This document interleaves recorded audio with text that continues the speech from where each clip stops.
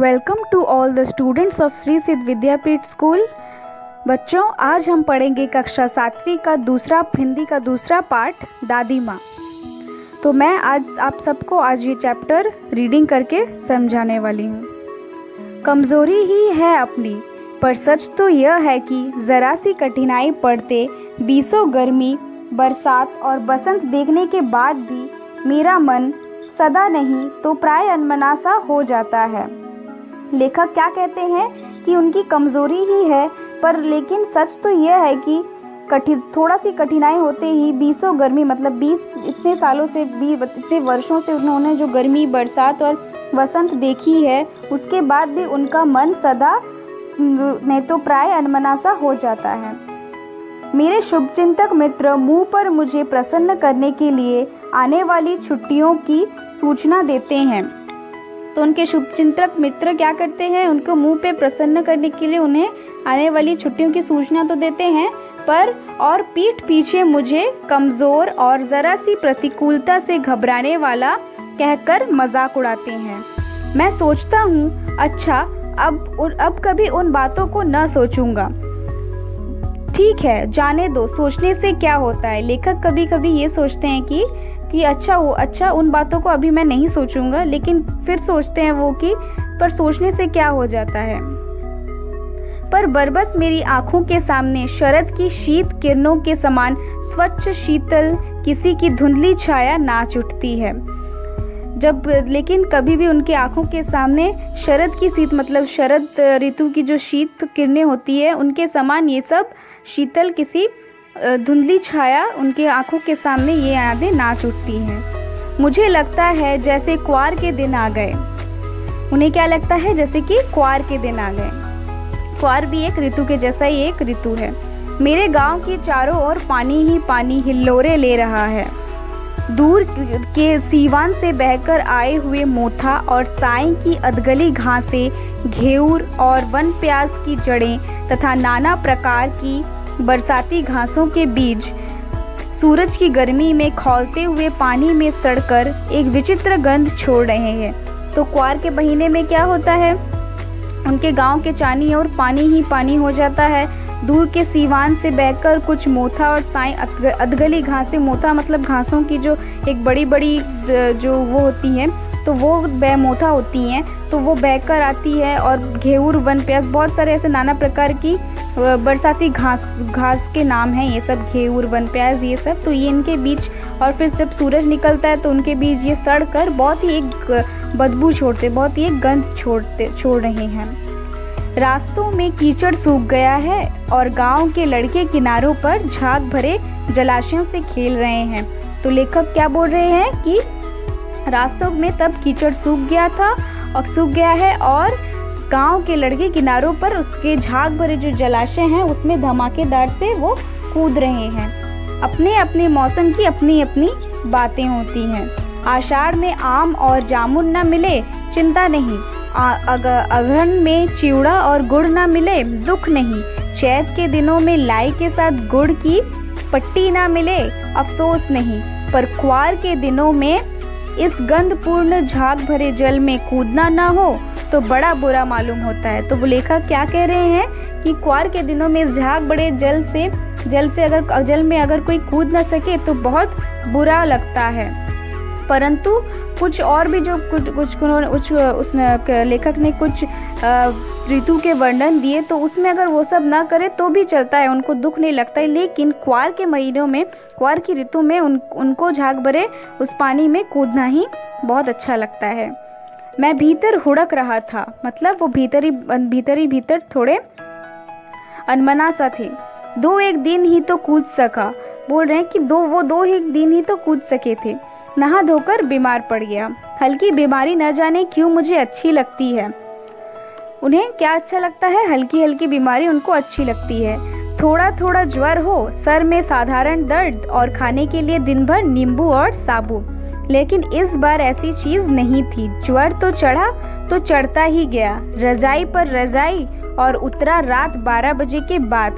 लो तो क्या लेखक क्या कह रहे हैं कि इस बार उनका जो बुखार आया था, उनको ज्वर आया था, उस बार उनका बुखार चढ़ता ही गया और एकदम कब उतरा? रात 12 बजे के बाद। दिन में मैं चादर लपेटे सोया था। दादी माँ आई, शायद नहा कर आई थी उसी झाग वाले जल में। तो दिन में वो चादर लपेटे सोए हुए थे, तो दादी माँ आई और उन्हें लगा कि वो झाग वाले पानी में वो नहा कर आई हैं। पतले दुबले स्नेह सने शरीर पर सफ़ेद किनारीहीन धोती, सन से सफ़ेद बालों के सिरों पर सद टपके हुए जल की शीतलता।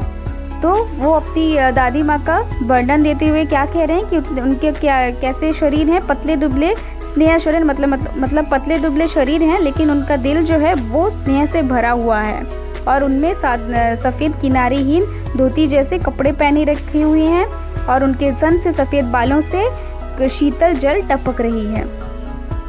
आते ही उन्होंने सर पेट छुए। आते ही उन्होंने क्या किए? लेखक के जो हैं सर पेट छुए।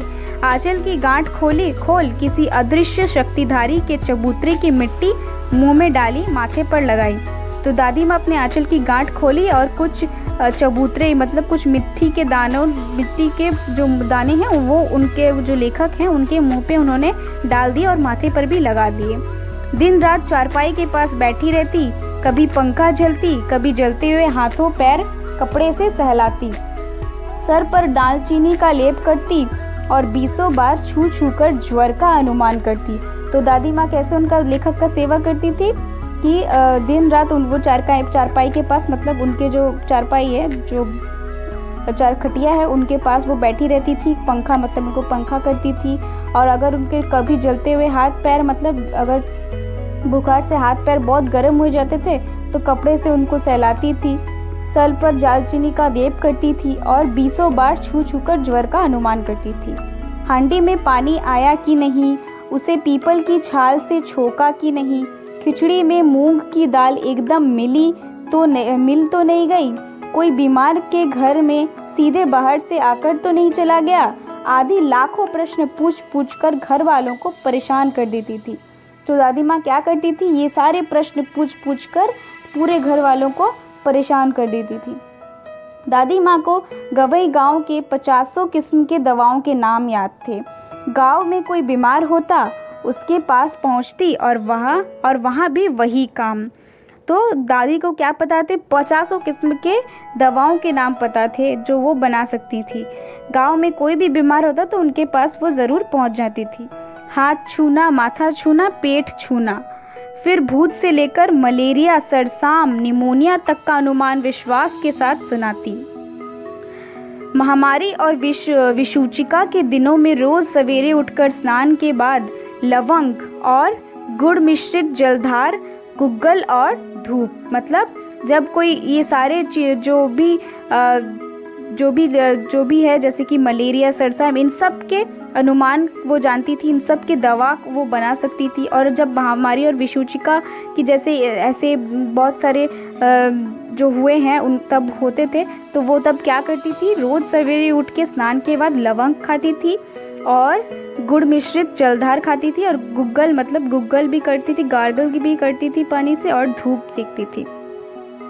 सफाई कोई उनसे सीख ले, मतलब सफाई कोई दादी माँ से सीख ले। दवा में देर होती, मिश्रित या शहद खत्म हो जाता, चादर या गिलाफ नहीं बदले जाते तो वो जैसे पागल हो जाती। मतलब वो सफाई तो कोई इनसे सीख ले। ये सब जो चीज़ें हैं, दवा में थोड़ी सी देर होना, मिश्री या शहद का ख़त्म हो जाना, चादर गिलाफ नहीं बदले जाते, तो गिलाफ मतलब गद्दे जो नहीं बदले जाते तो वो जैसे पागल हो जाती थी। बुखार तो मुझे अब भी आता है। तो लेखक क्या कह रहे हैं? ये कब की बातें कर रहे हैं? वो जब छोटे थे, बचपन की बात कर रहे हैं। तो अभी क्या कह रहे हैं? बुखार, मैं जब बड़ा हो गया हूँ, बुखार तो उन्हें अभी भी आता है। नौकर पानी दे जाता है, मेस महाराज अपने मन से पकाकर खिचड़ी या साबू, डॉक्टर साहब आकर नाड़ी देख जाते हैं और कुनैन मिक्सचर की शीशी की तिताई के डर से बुखार भी भाग जाता है। तो अभी उनका क्या हालत है कि नौकर उनको पानी दे जाता है, मेस में जो रहते हैं, जो घर में रहते हैं, वहाँ पे उनको थोड़ा सा खिचड़ी और साबू मिल जाता है खाने के लिए। डॉक्टर साहब आकर उनका नाड़ी देख जाते हैं और कुछ मिक्सचर, कुनैन जो मिक्सचर की शीशी, उसकी जो तिताई है, मतलब वो बहुत ही खराब, मतलब एकदम बहुत ही ये है, तिताई है, मतलब बहुत गंदी टेस्ट है उसका। तो उसके डर से उनका बुखार, वो बहुत कड़वी है, वो तिताई मतलब बहुत कड़वी है, और उसके डर से उनका बुखार भाग जाता था। पर न जाने क्यों ऐसे बुखार को बुलाने का जी नहीं करता था। लेकिन जब बचपन में उनको बहुत मन करता था कि बुखार हो, ऐसे हल्के हल्के बुखार का मन था। लेकिन अभी जब वो बड़े हो गए हैं, उनको और ये बुखार बुलाने का बिल्कुल मन नहीं करता है। उनको लगता है कि ये जल्दी से ठीक ही हो जाए। किशन भैया की शादी ठीक हुई। किशन भैया की शादी ठीक हुई। दादी माँ के उत्साह और आनंद का क्या कहना। तो किशन भैया कोई हैं एक, तो उनकी शादी ठीक हुई थी तब दादी माँ को बहुत उत्साह और आनंद हुआ था। दिन भर गायब रहती थी। सारा घर जैसे उन्होंने सर पर उठा लिया हो।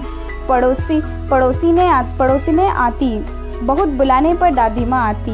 बहन बुरा ना मानना, मतलब सबके उनको जब बुलाते थे वो पूरा कहीं गायब रहती थी, और जब बुलाते थे बहुत देर से आती थी और बोलती थी बहन बुरा मत मानना, देर हो गई है।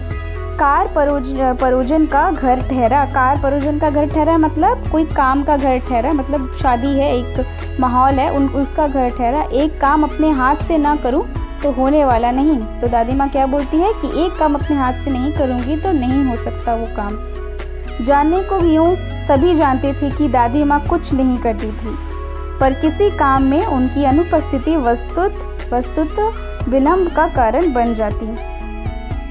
उन्हीं दिनों की बात है। एक दिन दोपहर को मैं घर लौटा, मतलब एक दिन दोपहर को वो लेखक घर लौटे तो उन्होंने क्या देखा, बाहरी रिक्सार में दादी माँ किसी पर बिगड़ रही थी, मतलब किसी पर बहुत गुस्सा कर रही थी। देखा पास के कोने में दुबकी रामी की चाची खड़ी है। कौन खड़ी थी, किसके ऊपर गुस्सा कर रही थी दादी माँ? रामी की चाची पर गुस्सा कर रही थी। तो क्या बोल रही है दादी माँ, सोना होगा धन्नो, रुपए मैं सूद के आज दे दे, तेरी आंख में तो शर्म ही नहीं है। तो वो उससे क्या कह रही थी कि आज नहीं होगा धन्नो, मुझे आज ही रुपए दे दो सूद के साथ, मतलब वो कुछ उधार ली थी उनसे रुपए रामी की चाची ने, तो वो दादी माँ उन्हें तभी के तभी वापस मांग रही थी। तेरी आंख में तो शर्म ही नहीं है। मांगने के समय कैसे आई थी, पैरों पर नाक रगड़ती फिरी, किसी ने एक पाई भी न दी। अब लगी है आजकल करने फसल में दूंगी, अब क्या तेरी खातिर दूसरी फसल कटेगी।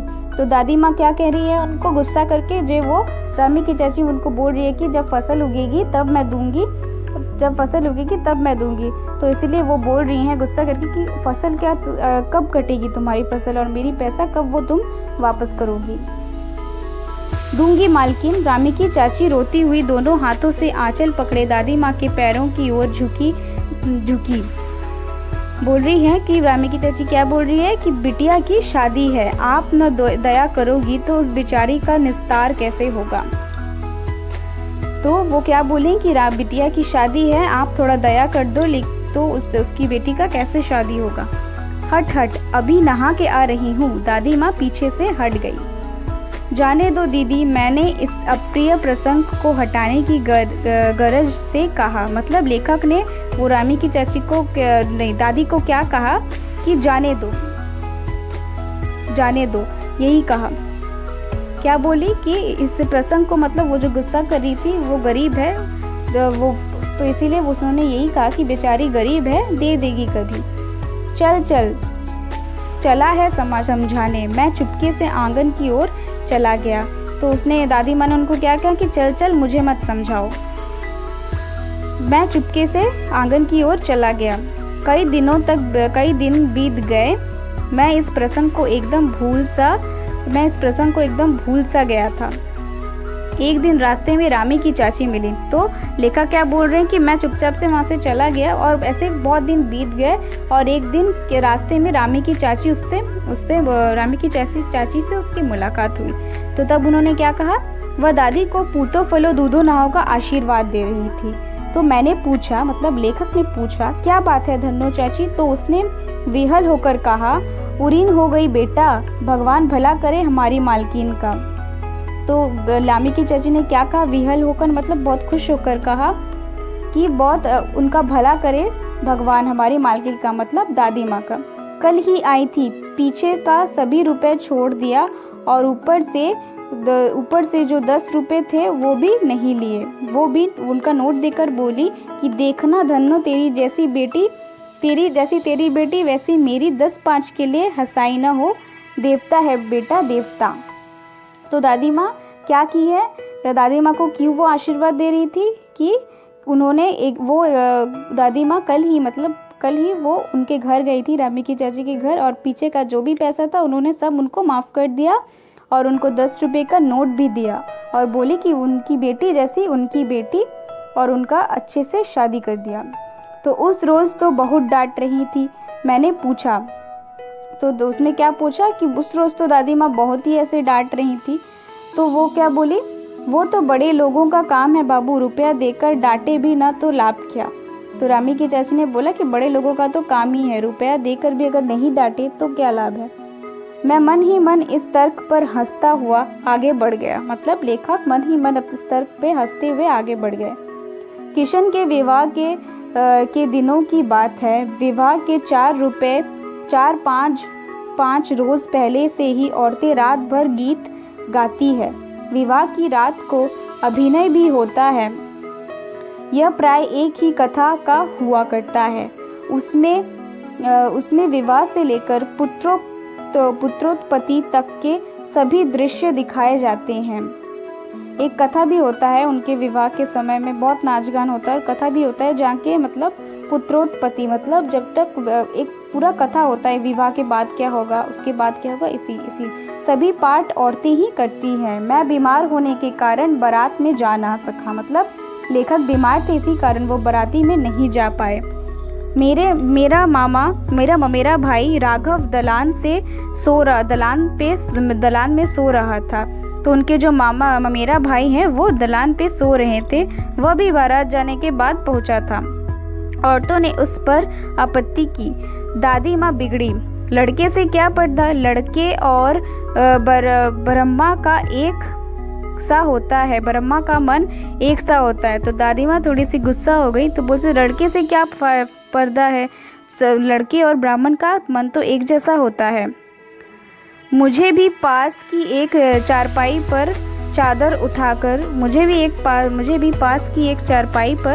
चादर उठाकर दादी माँ ने चुपके से सुला दिया।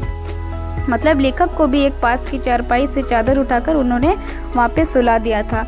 बड़ी हंसी आ रही थी। सोचा कहीं जोर से हंस दूं, भेद खुल जाए तो निकाल बाहर किया जाऊंगा, पर भाभी की बात पर हंसी रुक न सकी और भगभोड़ हो गया। मतलब वो कुछ हंसी का बात हो रहा था, उसमें लेखक ने बहुत ज़ोर से हंस दिया, भांडाफोड़ हो गया। मतलब जैसे उनको सुला दिया था तो सब कोई जान गए कि वहाँ पे वो सोया हुआ है।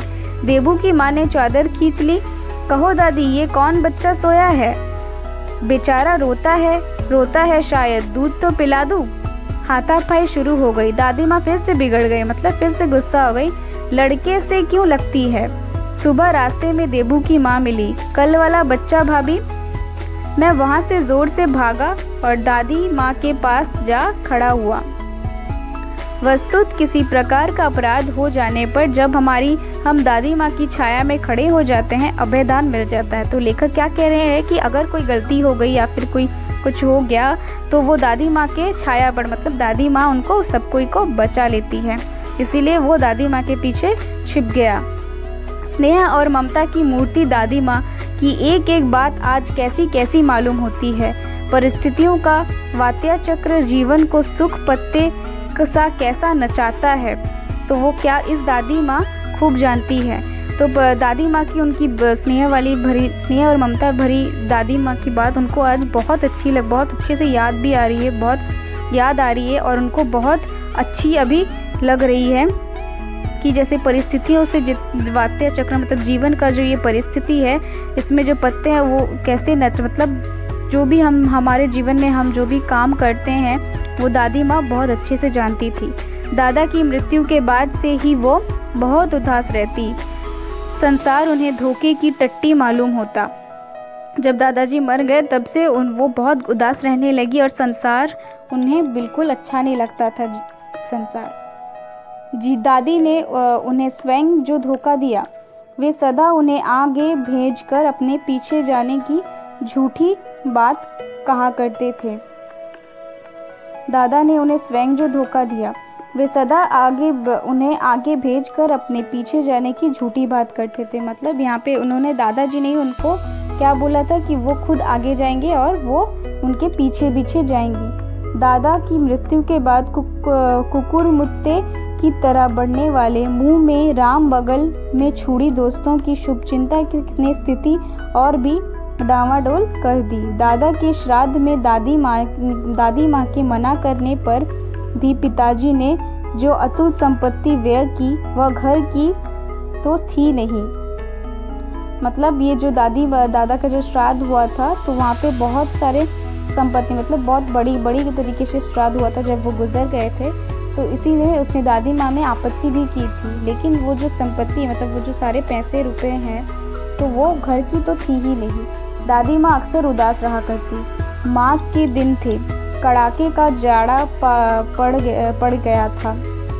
माघ के दिन थे, जाड़ा मतलब बहुत ठंड पड़ गई थी। पछुआ का सन्नाटा और पाले की शीत हड्डियों में घुसी पड़ी। मतलब बहुत सन्नाटा था हर जगह, बहुत शांत वातावरण था और वहाँ पे बहुत शीत हो, मतलब बहुत ही पाले की शीत, मतलब बहुत ज़ोर से ठंड पड़ी थी। शाम को मैंने देखा दादी माँ गीली धोती पहने कोने वाले घर में एक संदूक पर दिया जलाया हाथ जोड़कर बैठी है। उन्हें स्नेह कातर आंखों में मैंने आंसू कभी नहीं देखे थे। मैं बहुत देर तक मन मारे उनके पास बैठा रहा। उन्होंने आंखें खोली। दादी माँ, मैं धीरे से कहा, क्या है रे, तू यहाँ क्यों है बेटा? तो वो क्या पूछ रहे हैं कि एक दिन उन्होंने क्या देखा, दादी माँ को एक कोने वाले कमरे में संदूक गीली धोती में, मतलब गीली कपड़ों में एक संदूक के पास दिया जलाए हाथ जोड़कर वो बैठी रही और वो रो भी रही थी। तो वो लेखक भी उनके पास जाकर बैठ गए और जब दादी माँ ने आँख खोली तो उनसे पूछा, तू यहाँ पे क्या कर रहा है? मतलब लेखक को बोल रहे हैं कि तुम यहाँ पे क्या कर रहे हो? दादी माँ, एक बात पूछूं, बताओगी ना? तो लेखक ने उनसे क्या कहा, दादी माँ एक बात पूछूं? मैंने उन्हें, मतलब लेखक ने उन्हें स्नेहपूर्ण आंखों की ओर देखा। क्या है, पूछो, तुम रोती थी? दादी माँ मुस्कुराई। तो उन्होंने क्या पूछा लेखक ने कि तुम रोती थी? दादी माँ मुस्कुराई। पागल, तूने अभी खाना भी नहीं खाया ना? चल धोती तो बदल लो दादी माँ, मैंने कहा। तो दादी माँ मुस्कुरा के उनको क्या बोली कि तुम अभी चलो, तुम तो अभी तक खाना भी नहीं खाए हो। और फिर दादी माँ को उसने, लेखक ने क्या कहा, ठीक है, पहले आप धोती तो बदलो, मतलब अपना गीला कपड़ा तो बदल लो। मुझे सर्दी गर्मी नहीं लगती बेटा। वो मुझे खींचती रसोई में ले गई। सुबह मैंने देखा चारपाई पर बैठे पिताजी और किशन भैया मन मारे कुछ सोच रहे हैं। दूसरा चारा ही क्या है, बाबू बोले, रुपया कोई देता नहीं, कितने के तो अभी पिछले भी बाकी हैं। वो रोने से हो गए। मतलब सुबह वो लेखक ने क्या देखा कि चारपाई पर पिताजी और वो एक किशन भैया हैं, वो बैठे हुए हैं, मतलब और कुछ सोच रहे हैं और बहुत दुखी हैं। क्या बोल रहे हैं वो लोग अपने आप में कि दूसरा कोई चारा नहीं है, रुपया कोई देता भी नहीं है और कितने दिन हो गए उनको कोई रुपया, उनको पिछले का भी बहुत रुपया बाकी है और वो रोने के जैसे उनके मुंह की हालत हो गई। रोता क्यों है रे? दादी माँ ने उनका माथा सहलाते हुए कहा। मैं तो अभी हूँ ही। उन्होंने संदूक खोलकर एक चमकती सी चीज़ निकाली। तेरे दादा ने यह कंगन मुझे इसी दिन के लिए पहनाया था। उनका गला भर आया। मैंने इसे पहना नहीं, इसे सहेज कर रखती आई हूँ। यह उनके वंश की निशानी है। उन्होंने आंसू पोंछ कर कहा, पुराने लोग आगा पीछा सब सोच लेते हैं बेटा। तो उन्होंने क्या किया, संदूक से एक चमकती हुई चीज़, मतलब वहाँ से अपना कंगन निकाली जो उनको दादाजी ने, मतलब उनके पति, मतलब दादाजी ने, लेखक के दादाजी ने उनको दिया था दादी माँ को। और उन्होंने क्या किया कि मैंने इसी दिन के लिए इसको नहीं पहना है, इसको सहेज कर रखती आई हूँ, ये हमारे वंश की निशानी है। और आंसू पोंछकर कहा कि पुराने लोग आगा पीछा सब सोच लेते हैं बेटा। सचमुच मुझे दादी की शाप भ्रष्ट देवी सी लगी। सब सचमुच मुझे दादी माँ शाप भ्रष्ट देवी सी लगी। तो लेखक क्या कह रहे हैं कि मुझे दादी शाप भ्रष्ट देवी, मतलब जैसे कि उनके घर में जो कुछ भी थोड़ी परिस्थितियाँ गड़बड़ सी हो रही थी, तो दादी माँ वहाँ पे एक बहुत देवी जैसी आई और उस परिस्थिति से उनको निकाला। धुंधली छाया विलीन हो गई, मैंने देखा दिन काफ़ी चढ़ आया है।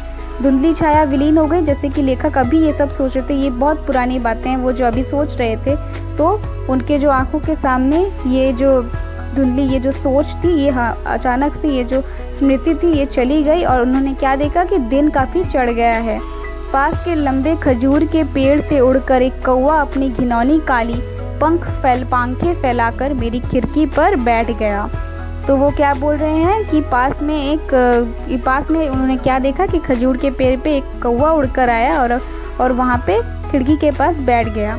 हाथ में अब भी किशन भैया का पत्र काँप रहा है, और उनके हाथ में क्या था? किशन भैया का पत्र जो था, पत्र वो अभी भी काँप रहा है। काली चींटियों सी कतारें घूमिल हो रही हैं, और कुछ काली चींटियों सी कतारें घूमिल हो रही हैं, मतलब थोड़ी इसके पास में काली चींटियों की कतारें बहुत इधर उधर घूम रही है। आंखों पर विश्वास नहीं होता, मन बार बार अपने से पूछता है, अपने से ही पूछ बैठता है, क्या सचमुच दादी माँ नहीं रही? तो अभी वो क्या बोल रहे हैं कि अपने आँखों पर विश्वास नहीं होता, मतलब वो जो चिट्ठी में लिखा हुआ था कि उनकी दादी माँ की मृत्यु हो गई, वो गुजर गई हैं। तो अभी भी वो यही बोल रहे हैं कि अपने मन में यही सोच रहे हैं कि क्या सचमुच अभी दादी माँ नहीं रही, गुजर गई हैं। तो ये जो लेखक है इनका नाम क्या है? शिव प्रसाद सिंह। तो ये कहानी बहुत ही अच्छी है और बहुत ही मन छूने वाली कहानी है। ये कहानी आप सब अच्छे से पढ़िए घर पे और एक बार, और समझने की कोशिश कीजिए। बहुत अच्छी कहानी है। आप सबके भी दादी माँ होंगे, हम सबके भी हैं, तो उनकी याद आपको ज़रूर आ जाएगी इस कहानी में। हम आपको इस कहानी का प्रश्न अभ्यास अगले क्लास में करवाएंगे।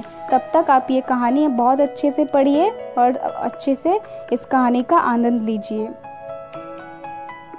Thank you.